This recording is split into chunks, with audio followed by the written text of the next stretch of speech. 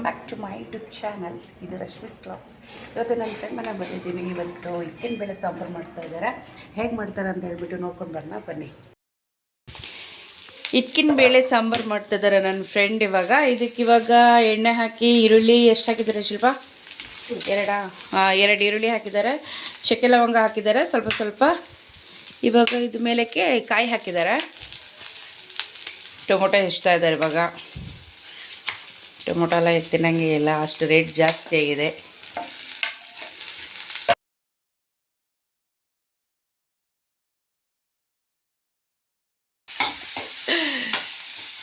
ಈ ಕಡೆ ಬರ್ತೀನಿ, ಸರಿಯಾಗಲ್ಲ ಅಂತ. ಸರಿ ಆಗುತ್ತಾ? ಇದೇನು ಇವಾಗ ಚೆನ್ನಾಗಿ ಫ್ರೈ ಮಾಡಿಬಿಟ್ಟು ಮಿಕ್ಸಿಗೆ ಹಾಕ್ತದಾ? ಇದನ್ನು ಚೆನ್ನಾಗಿ ಫ್ರೈ ಮಾಡಿಬಿಟ್ಟು ಮಿಕ್ಸಿಗೆ ಹಾಕ್ತೀವಿ.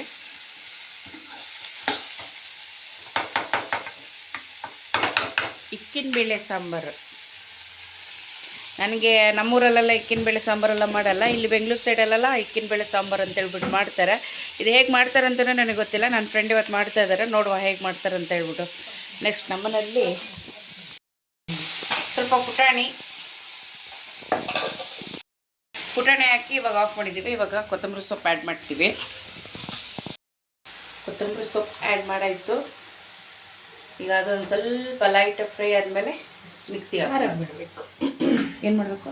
ಆರಕ್ಕೆ ಬಿಡಬೇಕು. ಆರಕ್ಕೆ ಬಿಟ್ಟು ಮಿಕ್ಸಿಗೆ ಹಾಕೋದಷ್ಟೇ. ಇವಾಗ ರುಬ್ಕೊಡೋದು.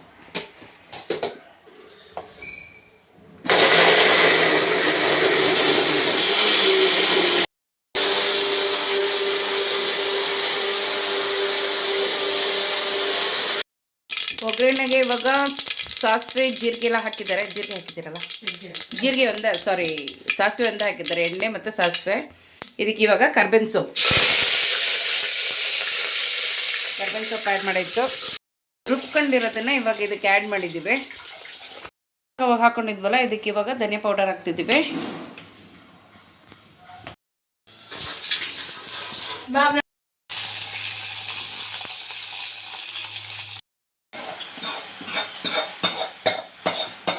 ರುಬ್ಕೊಳಕ್ಕೆ ಹಾಕಿದ್ದೀವಿ. ಮತ್ತು ಇದು ಬಿಚ್ಚಿ ಹಿಸ್ಕಿ ಇಟ್ಕೊಂಡಿರೋದು.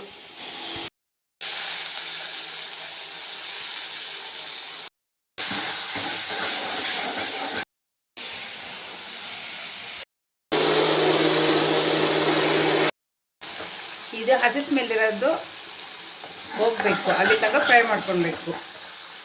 ತರಕಾರಿ ಇದು ಆಲೂಗಡ್ಡೆ ಬದನೆಕಾಯಿ ಹಾಕಿದ್ದೀವಿ, ಆ್ಯಡ್ ಮಾಡ್ತಾ ಇದ್ದೀವಿ.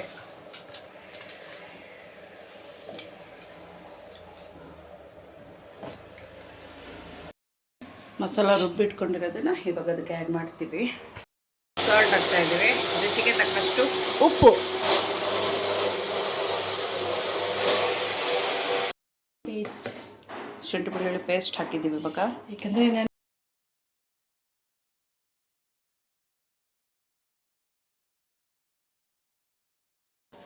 ರುಬ್ಕೊಂಡಿರೋದು ಇವಾಗ ಇದಕ್ಕೆ ಆ್ಯಡ್ ಮಾಡ್ತಾ ಇದ್ದೀವಿ. ಇದಿಷ್ಟು ಹಾಕಿ ಇವಾಗ ಸ್ವಲ್ಪ ದಪ್ಪಾಗಿದೆ ಅಂತ ಹೇಳ್ಬಿಟ್ಟು ಇವಾಗ ಸ್ವಲ್ಪ ನೀರು ಆ್ಯಡ್ ಮಾಡ್ತಿದ್ದೀವಿ. ಇದು ನೀರು ಆ್ಯಡ್ ಮಾಡಾದ್ಮೇಲೆ ಒಂದು ವಿಸಲ್ ಹೊಡ್ಸ್ಕೊತೀವಿ, ಅಷ್ಟೇ, ಮುಗೀತು. ಇಕ್ಕಿದ ಬೇಳೆ ಸಾರು ಆಯ್ತು.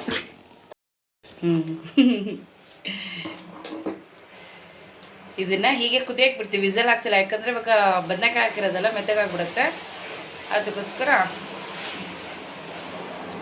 ಹೀಗೆ ಕುದಿಯಕ್ಕೆ ಬಿಡೋದು ಅಷ್ಟೇ, ಮುಗೀತು. ಇವಾಗ 3/4 ಬೆಂದಿರುತ್ತೆ ನಾವು ವೆಜಿಟೇಬಲ್ಸ್ ಎಲ್ಲ. ಆಯಿತು, ಸಾಂಬಾರು ಆಗಿದೆ. ಇವಾಗ ಇದಕ್ಕೆ ಅವಾಗ ಫ್ರೈ ಮಾಡ್ಕೊಂಡಿರೋ ಕಾಳು ಇವಾಗ ಹಾಕ್ಕೊಳ್ಬೇಕು. ಇದು ಇಕ್ಕಿನ ಬೇಳೆ ಸಾಂಬಾರು ಆಯ್ತು. ಒಂದು ಕುದಿ ಹೊಡ್ಸಿದ್ರೆ ಮುಗೀತು, ಸಾಂಬಾರು ರೆಡಿ.